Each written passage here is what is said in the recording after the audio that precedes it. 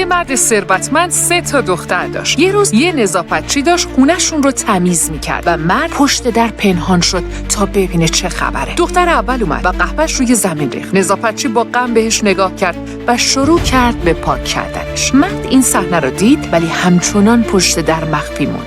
بعد دختر دوم اومد، کیفش رو باز کرد و کرم پودرش رو انداخت زمین. نظافتچی دوباره با غصه نگاه کرد و شروع کرد به تمیز کردن. در آخر دختر سوم اومد و گفت تو همه ی روز داری سخت کار میکنی، بیا با من غذا بخور. نظافتچی هم باهاش غذا خورد. یه مدت بعد مرد دخترهاش رو صدا زد و به هر کدوم هدیه‌ای داد. دختر اول هدیه‌اش رو باز کرد و دید همون فنجان قهوه‌ای که ریخته بود. دختر دوم هدیه‌اش رو باز کرد و کرم پودری که انداخته بود زمین رو پیدا کرد. اما دختر سوم وقتی هدیه‌اش رو باز کرد دید یه نامه توش هست که نوشته دخترم من تمام ثروتم رو به تو میبخشم. به یاد داشته باش محبت و عشق همیشه به خودت برمیگرده. اگه خوشت اومد لایک کن و بنویس از هر دست بدی از همون دست میگیری.